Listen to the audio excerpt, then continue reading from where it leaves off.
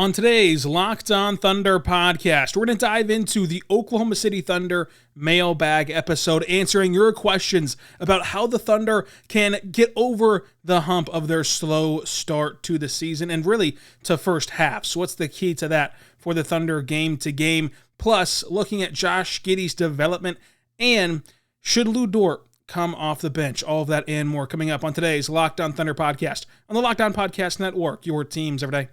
You are Locked On Thunder, your daily Oklahoma City Thunder podcast. Part of the Locked On Podcast Network, your team every day.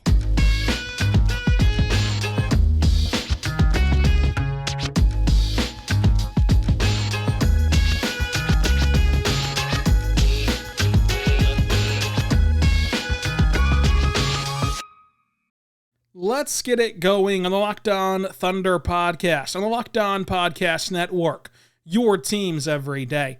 I am your host, media member, and editor-in-chief over at thunderousintentions.com, Rylan Stiles. You can follow me on Twitter at Rylan_Stiles. Follow the show on Twitter at LOThunderPod. Email the show, LOThunderPod@gmail.com. On today's show, we're going to dive into your mailbag questions concerning the Oklahoma City Thunder, like their slow starts, 2 games, Josh Giddey's improvement, Aleksej Pokusevski, Lu Dort, everything you have, we're going to answer on this podcast, brought to you by BetOnline, where the game starts, betonline.ag. Thank you so much for making us your first listen every single morning, every single day. We're here for you, talking Thunder basketball on the Locked On Thunder podcast. Check out the Locked On NBA podcast for the national perspective of basketball, and check out the Locked On Sports podcast for a nice way to start your day, giving you the breakdown on every big story from around every sport to make your life easier and better as a sports fan, as well as our local experts pitching in on that as well. Now, let's start the mailbag with Twitter questions. This one coming from at Clem Akufo. What can the Thunder do to get off to a better start in these games? I think that the better start really comes from playing faster, which Mark talked about after the Wolves game and after the Nuggets game to start the season on the road. Also comes from having Shai and Giddey and Jalen Williams, even because when you look at this team, we have not seen enough healthy minutes of them to know if this is a true pattern or not, or if this is just a product of circumstances. Because even losing Jalen Williams, I know that he's a rookie, but I think that he's going to make a huge impact in a positive way as a rookie, which is very hard to do for rookies. And I think that you've seen in preseason even where you start slow and sluggish against, I believe it was the 36ers or maybe it was Maccabi, but whichever one of those two teams it was, that you start slow and then you put in, I think it was Maccabi actually, so it's a Sunday game. You start slow and then you put in Jalen Williams off the bench and he just sparks the run offensively. He gets a big stop defensively. He brings that intensity and he gets you, over the hump at like the 7-minute mark in the first quarter, and now you're back not only level, but you're now ahead in the game, or you're now kind of drawing even and battling back with these NBA teams whenever you have a guy like Jalen Williams off your bench. So I think that he helps a lot whenever he returns. Obviously, Josh Giddey and SGA are the focal points of what you plan to do offensively, and we've seen them both be really good defensively this year as well and really improved on that end of the floor. So I think that the better starts conversation is tough to have right now because of the lack of game time that we've seen them. We've only seen them play 4 games, and we've really seen them play none in the grand scheme of things where they're all playing together. Even against Minnesota, whenever Jalen Williams got hurt, he played 3 minutes before he got hurt in that one. So we have not seen this team at its full capacity to know for sure what their trends are. But in general, I think that pushing the tempo and having Shai and Giddey will kind of eliminate those slow starts, so to say. But we'll see how it all progresses moving forward. From at the Meek Leak, is OKC worse than you expected preseason? What was your expectation for the first 11 games? And do you still think that we can get there as a team in OKC? This is a great question because I think that it is a good reminder to reset and not get so lost in the game-to-game flow. If you look back to where you were in the preseason and where your mind was for this schedule, remember we were talking about how tough it is and how grueling the first 11 games are. And I believe that if you were told the Thunder would go 1-3 in the first 4, that'd be pretty exciting.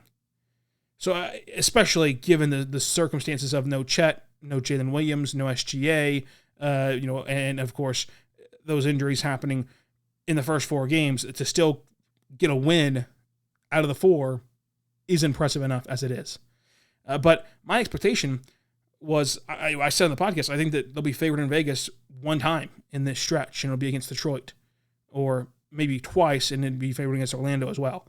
So at best, you're favored twice in these first 11 games. So I think that it's important to remember where we were just 2 weeks ago, even though it's easy to get caught up and be reactionary to these games that are happening before us. Just 2 weeks ago, it was, well, I hope that they can win 2 games out of this first 11. They've already got 1, and they're going to get healthier. Josh and Jalen Williams will not play on Thursday against the Clippers, but maybe they'll play Saturday, maybe they'll play Monday, whenever it is that I should say Tuesday, whenever it is that they play again. They're going to be back eventually in these first 11 games, in the span of these 11 games, to help better lift this team. Plus, you have Shea back, which is always incredible. You have Trey Mann, who is a guy that can light it up, as we saw on Tuesday against the Clippers. I think that my expectations were 2 or 3 wins in the first 11 games, simply put, and that's not an indictment on the Thunder roster as much so as the schedule. The schedule you played, obviously 3 bad matchups right out of the gate, 2 times against Minnesota, once against Denver. You didn't have an answer for the 3-time MVP or 2-time MVP, whatever he's up to now, 2 times obviously for Jokic. You didn't have an answer for Cat and Rudy Gobert in your first meeting with them as an undersized team, and then Anthony Edwards, of course, went for 30 points Sunday when you didn't have Shea, and you didn't have Giddey for a half of the basketball game. And then you got the break where Kawhi and Paul George don't play, and then Thursday we'll see what happens from there, right? Maybe Paul George plays. He's questionable right now. I think he's going to play on Thursday. But I think that the Thunder are pacing exactly as expected right now, given the circumstances of these injuries. So I think that it's important to look back in that context of what the expectations were just 2 weeks ago before we got caught up in all of this. At Clem Akufu again, what can the Thunder do to better contest 3-point shots? I said it in the preseason that I'm not sure what the actual game plan is, because of course we're not in the locker rooms or getting the scouting report, but it seems like they're very susceptible to corner threes, and so whoever's job that would be to rotate in these certain scenarios, it seems like they're just a tick slow in their rotations early on in the season, which is completely normal. I think that that'll get ironed out, though. I think that as you get your players healthy, again, you're missing Jalen Williams, Chet Holmgren, 2 of your better defenders. You're missing SGA and Josh Giddey, 2 improved defenders that are at least lengthy enough to go contest threes, right? They've been playing incredible defense so far this year, but that's a small sample size, and let's kind of give that off to the side a little bit. Even if they weren't showing this great jump defensively, which they are, but even if they weren't, they're at least lengthy enough to go out there and contest a 3 in rotation and close out on 3-point shooters. So you missed those 2 for significant portions of these first 4 games. So again, it's another question where I don't want to provide an indictment on the team over 3 games whenever there's pretty good context to the contrary right now for each setting. The next question comes from at MK3. What is your opinion on Mark Daigneault saying that the team is building good habits, and is that a sign of the team playing the right way night in and night out?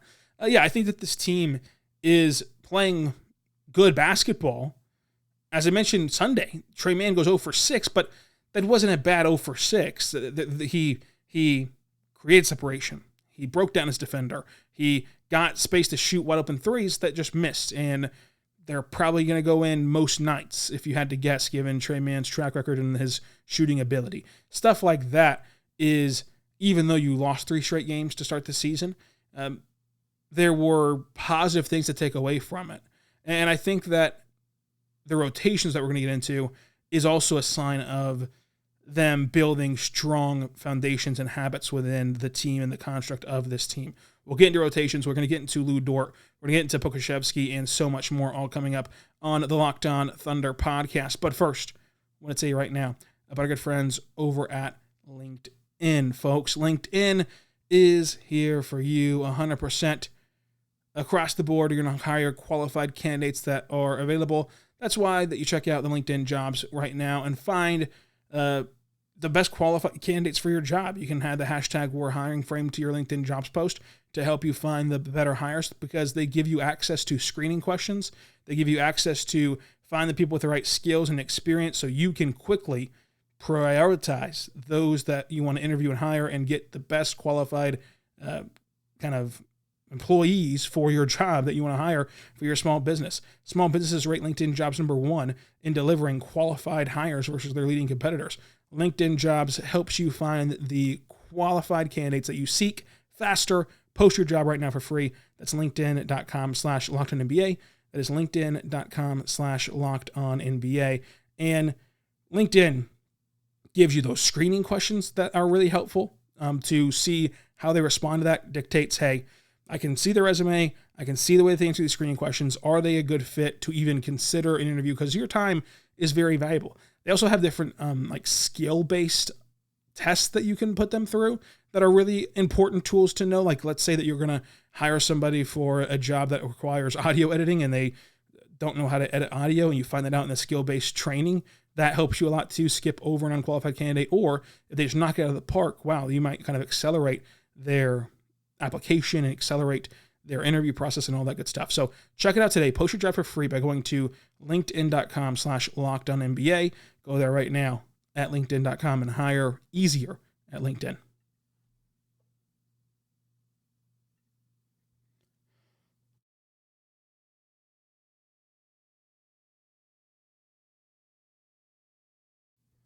We are back on the Locked On Thunder podcast, on the Locked On Podcast Network, your teams every day. I am your host, Rylan Stiles. You can follow me on Twitter at Rylan_Stiles. Follow the show on Twitter at LOThunderPod. Let's go check out the Game to Game podcast after this one is over. Thank you so much for making Locked On Thunder your first listen every single morning, every single day. We're here for you talking Thunder basketball. But the Game to Game podcast is out there for you to enjoy and for you to consume NBA basketball nationally in 15 minutes or less, a recap of every single game from the night before and the biggest storylines from those games. If they grab your attention, go check out the full Locked On episode regarding that team to get a broader understanding of the NBA nationally. Also, check out Locked On Sports Today. It is incredible, from the games that matter the most to you, with the biggest storylines in sports that go beyond the scoreboard and beyond and behind the scenes, even with local experts and insight only Locked On can provide with Locked On Sports Today, available on this app, YouTube, podcasting apps, whatever you're using right now to get podcasts from. Check it out today, Locked On Sports Today. Now, I want to get back into your questions. At HogsFan_2001, is this the last year of the Poku experiment? It depends what you're asking, right? Do I think Aleksej Pokusevski will be on the team next year? Yes, I do. Do I think that he will be force-fed minutes next year and opportunities next year? I don't. I think that you're already seeing it this year. Like, even taking just this year as an example, he's not playing just 30 minutes a night if he doesn't deserve to. He's not closing out games if he doesn't deserve to. He didn't bring the physicality against Denver. The Thunder benched him in the second half. He didn't have it against Minnesota. Did not play but 12, 13 minutes in that game even. The Thunder are in a better spot now with their roster where it's deeper with long-term investments. Before, whenever you'd roll the ball out there and no matter if Poku had it or didn't have it, you'd play him 30 minutes a night. Sure, you could have gone to a two-way player or somebody that you signed recently, but they didn't have that same lasting investment or return on investment that Pokusevski does. And he still has that, and he's still worth prioritizing, he's still worth developing, and he's still worth giving the opportunity. But I think that this is his shot. This is his shot that this year he has to make a lasting impression. And if he does that in a positive way, then next year he will be a staple of the rotation given certain matchups. So there's always going to be matchups I think that Poku just cannot do well in and do well against. But there will be matchups where he plays 30 minutes a night against certain teams and certain teams that are kind of built a certain way or constructed a certain way roster-wise on the opposite end. But I think that this is the last year that you can justify giving him minutes before he's earned it. And you're even seeing that in this year they're not doing that yet. Like they have so far this year, and it's, again, small sample size, 4 games, injuries, whatever. So far this year, though, if he's not bringing that physicality, if he's not bringing his best stuff, he's not playing.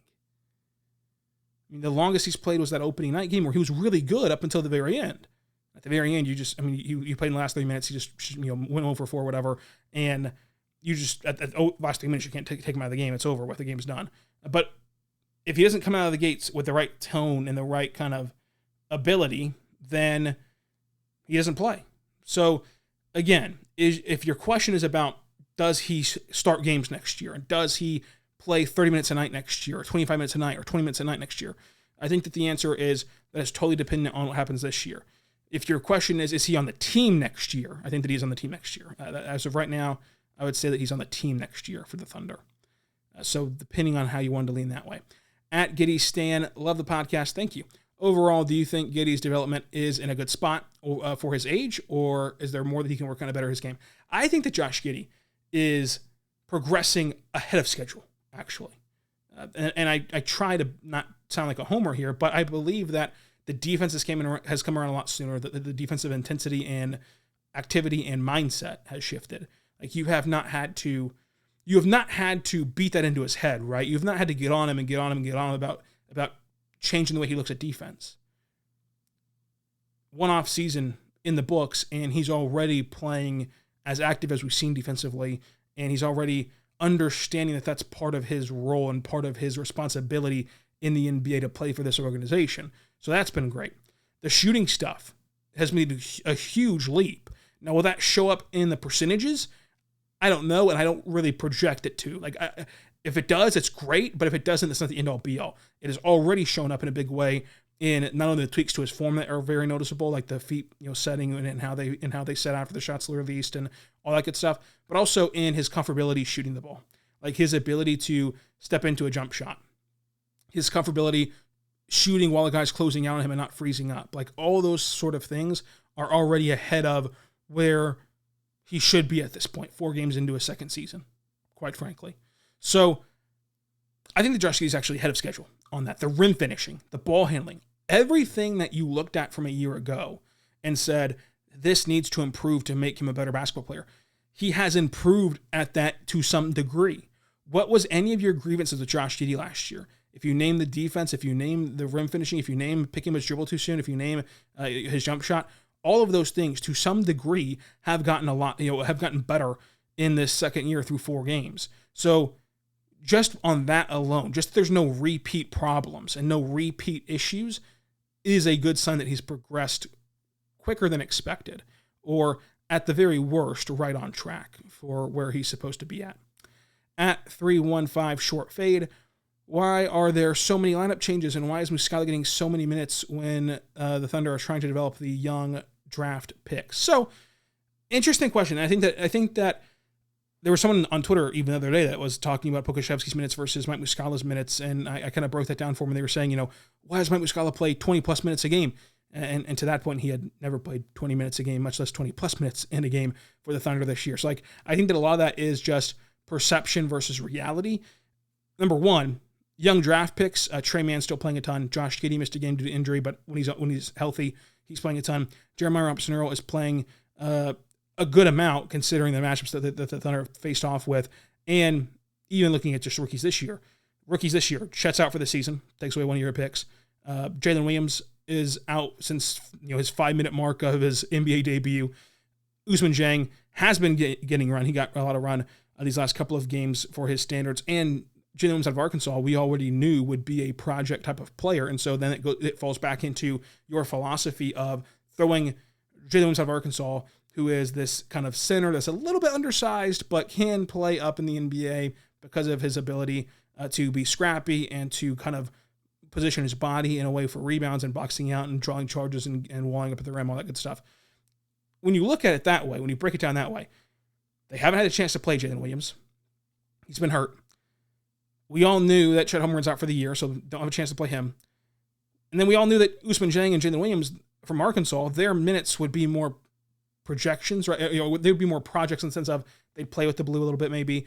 They maybe wouldn't get minutes out of the gate really fast. And in my opinion, Ousmane Dieng does not really factor in here with the Mike Muscala conversation, but even he has gotten a lot of minutes and a lot of run. The only conversation that you have here is Muscala versus Jalen Williams, and it goes back to what I was saying before. Look, Mike Muscala can handle drop coverage against these bigs that you're seeing, and Rudy Gobert and Karl-Anthony Towns and Nikola Jokic. I knew I was going to mess that up eventually one day this year. He can handle that a lot more than a rookie out of Arkansas, who whenever he did get minutes, played well, but of course fouled, got in foul trouble early. I mean, he played, I want to say 7 minutes and got 2 fouls called on him in his NBA debut. That kind of stuff is kind of more monitoring him. And I think that the reason that's kind of perception versus reality is when Mike Muscala's on the floor, he's making an impact. Like he's hitting those tough mid-range jumpers, he's hitting threes, he's setting screens, he is playing drop coverage and getting a block, or being the beneficiary of SGA poking a ball out from behind and just being in the right place at the right time to get the ball and then throw up the hit-ahead pass. Like he is doing a lot of stuff, so you're seeing him play a lot whenever the Thunder are doing good, like whenever they're going on a run or something, and then you correlate that with, wow, he's on the floor a lot. When in reality, he's playing a normal amount. He's playing 12 minutes here, 15 minutes there, 18 minutes here, 5 minutes there. Like he's playing a normal amount. It's just kind of blown out of proportion given the circumstances. And we have to remember it's a very, very long season. Now, as for so many lineups, this goes back to what I was talking about earlier. And the aspect of so many lineups are getting played, that is a factor of a deep roster. I don't mean to sound offensive to any former Thunder players from the last 2 years, but you have more NBA players this year than you've ever had. Like, you have more NBA players that have an NBA future. Like, a legitimate NBA future that they'll be playing in this league for 4, 5, or 6 years from now. You're not playing guys that won't be in the league once the season's over with. Like, so you can afford to, if Poku doesn't bring that physicality, all right, let's try Bazley. All right, let's try Jeremiah Martin-Earl. All right, let's try Mike Muscala. All right, let's try Jalen Williams. Let's try all these different guys. Your Rolodex is a lot longer, so you can flip through those cards really easily and get these guys in there this year compared to years past, because you're going from Poku to Jeremiah Martin-Earl, who you want to develop them both long term, instead of going from Poku to Moses Brown or something like that. Right? Like when Moses Brown, he's still hanging around, and he bounced around from Portland, Oklahoma City, then to Dallas, and then Cleveland, and now he's in LA. And I mean, like you're going to guys who you personally want to develop in your organization. You're giving Usman Jing a shot. Like, you look up and down this roster, what players are you not interested in for the future? You can say Muscala's too old. You can say that Kenny Hustle doesn't really have room to develop. But past that, what players are you not interested in? Maybe you're not interested in Eugene Omoruyi, maybe. At most, that list is 3 players that you're just not interested in. Other than that, the Thunder have these guys that they can cycle through. And even 2 of those 3 guys are proven NBA players. They are proven players who should and will play on an NBA floor for a good team. Like Muscala could play for a contender. Kenny Hustle could play for a contender.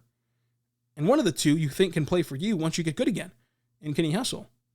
So that's kind of the reason for these lineup changes from first half to second half, from minute to minute, because you have that luxury of, we're not just going to let a guy go out there and sink. If he's sinking, we're going to throw him a life jacket and get a new guy in there to help him. Like, you can do that now in this season, I believe, with this Thunder roster. Maybe that's totally wrong, but that's just kind of how I feel about the whole different lineup changes. We'll talk more about this, including Lou Dort, coming up. But first, I want to tell you right now about our good friends over at BetOnline, folks. BetOnline is incredible. You can bet on every single NBA game, NFL game, MLB game. You can bet on the World Series, college football, college basketball. You can bet on it all at BetOnline. Go there right now to betonline.net. That's betonline.net. And check out the sport books. Personally, for me, I just like betting on the NBA. So I'm going to go to the NBA sportbook and see that the Thursday game, the line is already out for Memphis and Sacramento. Memphis is a 3.5-point favorite on the road in Sacramento. If you believe in the Kings and you believe in, the cross-country flight, might want to get in on that right now at BetOnline, folks, because BetOnline is where the game starts. Check out today for the odds, news, and scores with your team, league, and everything else you need in terms of betting at betonline.net.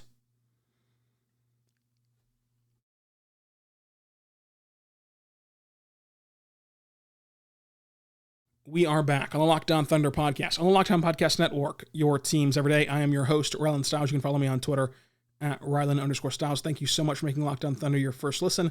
Make sure you check out Locked On Sports as well. Now, the next question comes from at Chris Love. Should the Thunder fans be content with losing as many competitive games as possible? look, I think that the Thunder fans should be content with competitive games because we have to understand that young teams typically struggle to close out games. Young teams typically struggle to win historically in the NBA, and that might just be the nature of the beast. But if these guys are playing hard, if these guys are going down to the wire with tough competition as they have so far this season, then that should make you happy or content.